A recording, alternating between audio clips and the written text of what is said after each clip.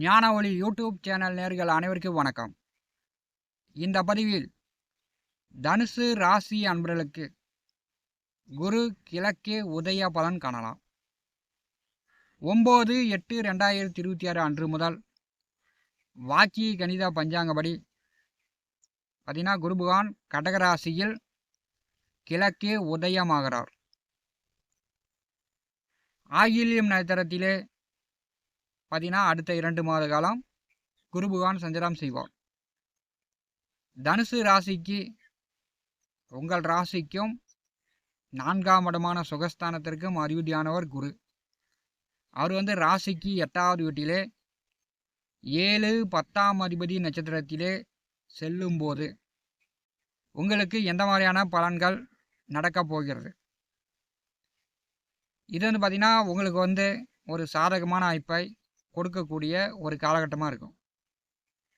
நீங்கள் நினைத்தது நடக்கக்கூடிய ஒரு நேர காலமாக இருக்கும்.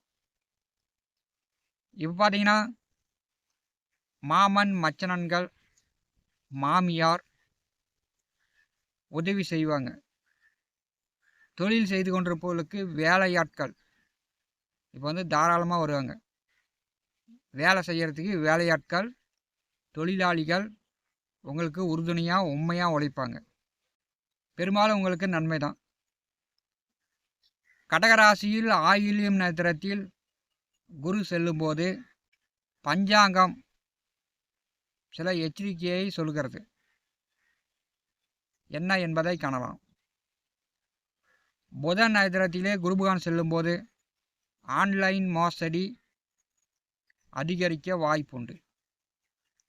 பார்த்தீங்கன்னா ரம்மி ஆடுறது, சூதாடுறது, நெட்டில் போய் பணத்தை முதலீடு செய்கிறது இதெல்லாம் இந்த காலகட்டத்தில் அதிகரிக்கும். இதன் மூலம் பண இழப்புகள், பண மோசடி அதிகரிக்கும். தனுசு ராசி அன்பர்கள் பெரியவர்களாக இருந்தாலும் சரி, இளைஞர்களாக இருந்தாலும் சரி, ஆன்லைனில் போய் ரம்மி ஆடுறது, சூதாடுறது, நெட்டில் போய் பணத்தை முதலீடு பண்ணுறது இதெல்லாம் இந்த காலகட்டத்தில் தவிர்த்து விடுங்க. பழகிய நண்பராக இருந்தாலும் சரி, நல்லா தெரியும், நாணயமாக நடந்துக்குவார், உண்மை தான் பேசுவார் அப்படின்னு நண்பராக இருந்தாலும் சரி, இந்த காலகட்டத்தில் 10,000மோ 20,000மோ 50,000மோ கைமாத்தாவோ கடனாவோ கொடுத்தீங்கன்னா அப்புறம் உடனே அடித்தடி சண்டை தான். காவல் நிலையம் கோர்ட்டு கேஸுன்னு செல்ல வச்சிடும். இப்போ இந்த காலகட்டத்தில் செக்கு மோசடிலாம் ஏற்படும். போலியான செக்கை கொடுத்து உங்களை ஏமாற்றலாம்.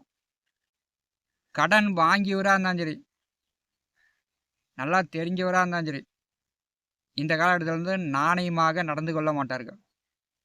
திருப்பி திருப்பி பேசுவாங்க. முன்னுக்கு பின் முரண்பாடு தான். புதன் நேரத்திலே குருபகான் செல்லக்கூடிய காலகட்டம் ஏற்படும். இப்போ இதில் என்ன நன்மை அப்படின்னா, சினிமா துறையில் நடிகர்கள், பாடலாசிரியர்கள், கதை எழுதக்கூடியவர்கள், சினிமா துறையில் இருப்பவர்களுக்கு மிக சிறப்பான காலகட்டம். புதிய புதிய வாய்ப்புகள் தேடி வரும். 10 வேஷங்கோடு போட்டு பிரபலம் ஆவார்கள்.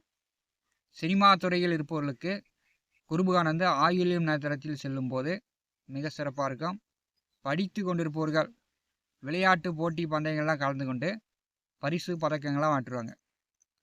புதன் நட்சத்திரத்திலே குருபகான் செல்லும்போது ஆசிரியர்களுக்கு பார்த்தீங்கன்னா அரசு விருதுகள் வழங்கி கௌரவிக்கப்படும். ஆன்மீக துறையில் இருப்பவர்களுக்கு நல்ல வளர்ச்சி, மதிப்பு மரியாதை கிடைக்கும். ஆயில்யம் நட்சத்திரத்தில் குருபகான் செல்லும்போது மழை நன்கு பொழியும், விவசாயம் செழிக்கும்.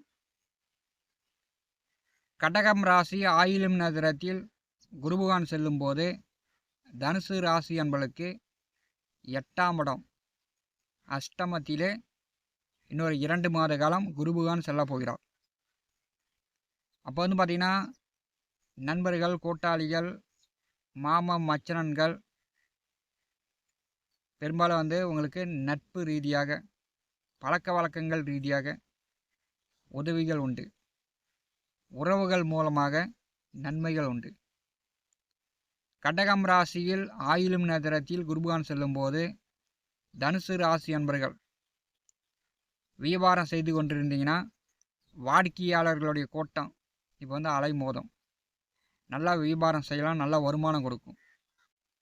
வெளிநாடு மூலம் அயல்நாடு மூலம் கடல் கடந்து வியாபாரம் செய்து கொண்டிருப்பவர்கள் இந்த காலகட்டம் நல்ல வருமானத்தை பார்க்கலாம். எதிர்பாராத வசதி வாய்ப்பை பார்க்கலாம். தனுசு ராசிக்கு ஒரு நல்ல காலகட்டத்தை புதன் நட்சத்திரத்திலே குரு செல்லும்போது ஏற்படுத்துகிறது.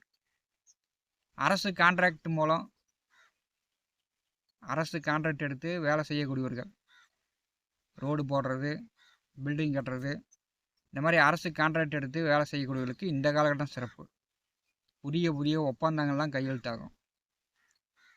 தனுசு ராசி அதிபதி 8வது வீட்டிலே புதன் நட்சத்திரத்திலே செல்லும்போது இப்போ இந்த காலகட்டம் நீங்கள் வந்து கம்சன், தரகு, புரோகர் தொழில், நடிப்பு துறையில் இருப்பவர்கள், கட்டுமான துறையில் இருப்பவர்கள், வியாபாரம் செய்து கொண்டிருப்பவர்கள், விவசாயம் செய்து கொண்டிருப்பவர்கள், ஆடு மாடு கால்நடைகள் வளர்த்து கொண்டிருப்பவர்கள் எல்லாமே வந்து ஓரளவு நல்ல வசதி வாய்ப்புகளை காணக்கூடிய அமைப்பு உண்டு.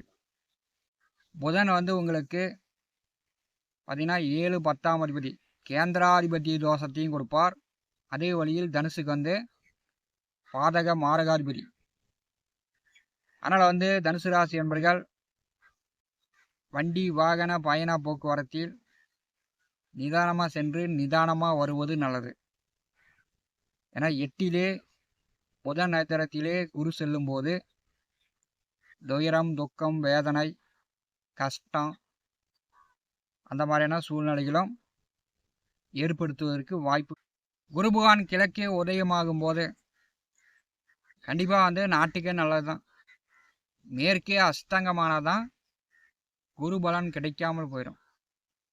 அதாவது ஐடியா அறிவுரை சொல்கிறதுக்கு ஆள் இல்லாமல் போயிடும். குரு கிழக்கே உதயமாகும் போது பெரியவர்கள் சொன்ன பேச்சு கேட்பாங்க.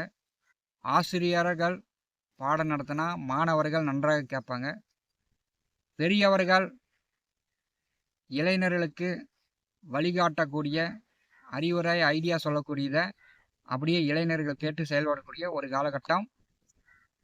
குரு பகவான் வந்து ஆயுளின் நட்சத்திரத்திலே கிழக்கே உதயமாகி செல்லும் போது எல்லோருக்குமே வந்து ஒரு நன்மையான காலகட்டமாகத்தான் அடுத்த 2 மாத காலம் இருக்க போகிறது. ஞான ஒளி யூடியூப் சேனலை பார்த்து கொண்டிருக்கக்கூடிய அன்பர்கள், இதுவரை நம்முடைய சேனலை சப்ஸ்கிரைப் செய்யாத அன்பர்கள் மறக்காமல் சப்ஸ்கிரைப் செய்து கூடவே இருக்கின்ற ஆல் பட்டன் அழுத்திங்க.